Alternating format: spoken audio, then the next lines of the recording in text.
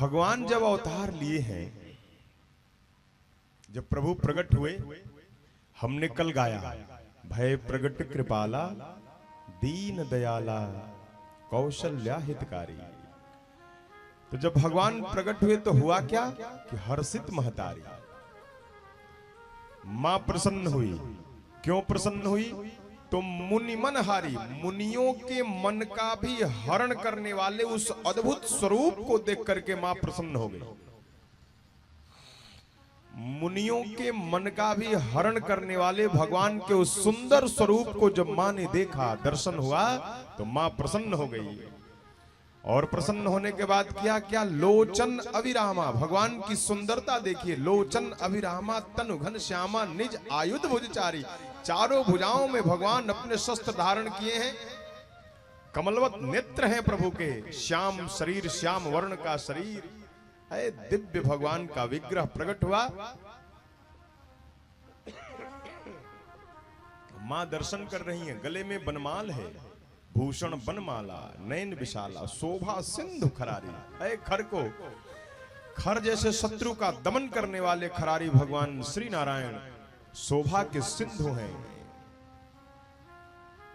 शोभा का सिंधु इसलिए कहा गया कि समुद्र में कितना जल है इसको बताना असंभव है। भगवान शोभा के सिंधु हैं, अर्थात भगवान कितने सुंदर हैं ये बताना असंभव है। इसलिए समुद्र से तुलना दिया गोस्वामी जी ने। शोभा के सिंधु हैं भगवान। अब जब नेत्र भर के भगवान का दर्शन माने कर लिया तो हाथ जोड़ लिया। कह दुई कर जोरी, हाथ जोड़ करके कहती हैं कि हे प्रभु, कह दुई कर जोरी स्तुति तोरी केहि विधि करो अनंता। हे प्रभु, आप ही बताइए कि मैं आपकी स्तुति किस प्रकार से करूं, कैसे आपकी स्तुति की जाए। माया गुण ज्ञाना तीत अमाना भेद पुराण भनंता वेद पुराण। नेत नेत कह करके जिसका वर्णन करते हैं। हे मायापति, हे भगवान, बताइए मैं आपकी कैसे स्तुति करूं, आपकी कैसे विनती करूं। ऐ जो समस्त ब्रह्मांड में फैला हुआ है, जिसके रोम रोम से वेद की ऋचाएं प्रस्फुटित हो रही हैं। ब्रह्मांड निकाया निर्मित माया रोम रोम प्रतिवेद कहे।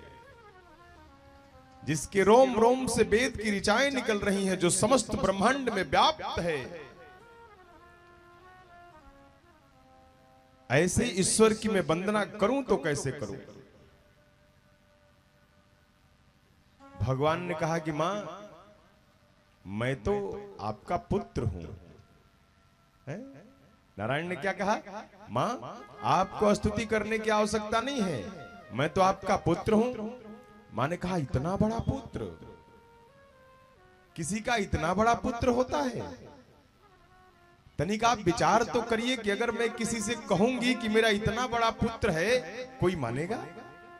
या मैं ये कहूंगी कि मेरे इतने बड़े पुत्र ने जन्म लिया है अभी अभी, तो क्या कोई मानेगा? मम उर्सो बासी यह उपहासी सुनत धीर मत धीर न रहे। मेरे अंक में इतना बड़ा बालक था, जब मैं ये किसी से कहूंगी तो सभी लोग मेरा उपहास उड़ाएंगे, कोई मेरी बात को मानेगा नहीं। इतना बड़ा पुत्र होता है किसी का? आप कह रहे हैं कि आप मेरे पुत्र हैं, तो क्या इतना बड़ा पुत्र होता है? मां का ज्ञान जागृत हो गया, और जब मां का ज्ञान जगा तो भगवान मुस्कुराए। उपजा जब ज्ञाना तो प्रभु मुस्काना। मां का जब ज्ञान जगा, भगवान मुस्कुराने लगे। मैया, मैया माया में नहीं है, मैया मोह में भी नहीं है, मैया जागृत अवस्था में है, मैया चैतन्य है, मैया को स्वरूप का भान है। और ये समझ करके भगवान मुस्कुराए और कहे कि मां, चरित्र बहुत विधि किन्ह चाहे, बहुत चरित्र करना चाहता हूं, बताइए कौन सा चरित्र करूं। मैं अब आ गया हूं मां, और अब आप मुझे बताइए कि मैं कौन सा चरित्र करूं। मैं बहुत चरित्र करना चाहता हूं। कही कथा सुहाई मात बुझाई जही प्रकार सुत प्रेम लहे। अनेक प्रकार की कथाओं को सुनाया है भगवान ने मां को। पूर्व जन्म की कथा को, उसके पूर्व जन्म की कथा को सारी कथाओं को सुनाने के बाद कहा कि बताइए मैं कौन सा चरित्र करूं। अब मां ने कहा कि माता पुनि बोली सो मति डोली तजहु तात यह रूपा। मां ने कहा कि सबसे पहला चरित्र तो ये करिए कि आप जिस रूप में हैं इस रूप का त्याग करिए। जिस रूप में आप प्रकट हुए हैं इस रूप का त्याग करिए प्रभु। फिर कैसा बन जाऊं? तो आप बालक बन जाइए, छोटे बन जाइए। ऐ जो बालक जन्म लेता है, जिस बालक का जन्म होता है वो शिशु होता है, बहुत छोटा होता है। इतना बड़ा बालक किसी का जन्म नहीं लेता। और आप अगर मेरे पुत्र के रूप में अवतरित हुए हैं तो मेरा पुत्र बनिए। अगर आप मेरा पुत्र बनना चाहते हैं तो आपको शिशु रूप में अवतार लेना पड़ेगा, शिशु बनना पड़ेगा। तजहु तात यह रूपा, इस रूप को त्यागिए। और इस रूप को त्यागने के बाद कीजय शिशु लीला, शिशु लीला करिए। जैसे छोटे बालक लीला करते हैं ऐसी लीला करिए। कीजय शिशु लीला अति प्रियशीला, यह सुख परम अनुपा। ये अनुपम सुख मुझे प्रदान करिए नाथ, आप शिशु लीला करिए। मां ने कहा कि आप छोटे बन जाइए। भगवान तुरंत छोटे बन गए। इतने छोटे बन गए और छोटे बन के मैया के गोद में मुस्कुराने लगे, हंसने लगे। कहे मैया आप ठीक है? मां ने कहा कि कुछ कुछ ठीक है, थोड़ा थोड़ा। अभी क्या गड़बड़ी है? मां ने कहा कि जिस बालक का जन्म होता है वो मुस्कुराता नहीं है, क्या करता है? रोता है। जिस बालक का जन्म होता है ना प्रभु, वो बालक हंसता नहीं, वो तो रोता है। भगवान ने कहा कि तो मेरे ऊपर कौन सी विपत्ति पड़ी है कि मैं रोऊं? मेरे ऊपर ऐसी कौन सी विपत्ति आ गई जो मैं रोऊं? मां ने कहा कि हे ठाकुर,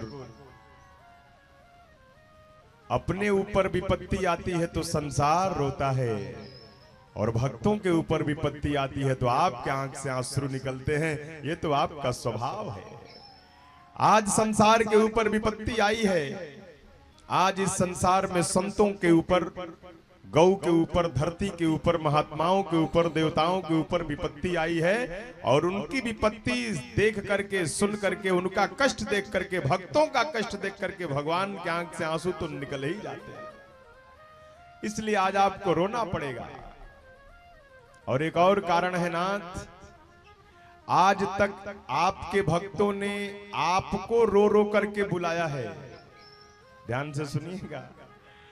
मां ने कहा कि आज तक आपके भक्तों ने आपको रो रो करके बुलाया है। आज आपको रोना पड़ेगा और अपने भक्तों को बुलाना पड़ेगा। आप रोइए और अपने भक्तों को बुलाइए।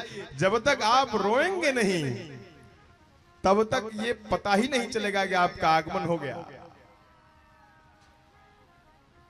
तो अगर मेरे रोने से आप प्रसन्न, मैं बहुत प्रसन्न हो जाऊंगी। क्योंकि जो बालक जन्म लेता है वो रोता है, और उसको रोते हुए देख करके सभी परिवार के लोग आनंदित हो जाते हैं, उत्सव मनाते हैं। तो मैं रोऊं? हाँ रोइए। मां से एक भूल हो गई।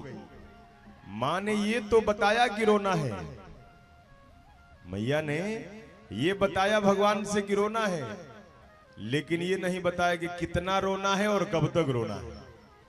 भगवान ने रोना शुरू किया। सुनि बचन सुजाना रोदन ठाना, ठान दिया रोना, चुप ही नहीं हो रहे। सुनि बचन सुजाना रोदन ठाना, होई बालक सुरभूपा। तो यह चरित जगा वहीं हरिपद पा, वहीं तेन परहि भवकूपा। भगवान ने रोना प्रारंभ किया, और जैसे ही प्रभु ने रोना प्रारंभ किया, पूरे महल में ये समाचार फैल गया। माता कौशल्या के कक्ष में एक दिव्य बालक का जन्म हुआ है। एक बार प्रेम से बोले श्री रामचंद्र भगवान की जय।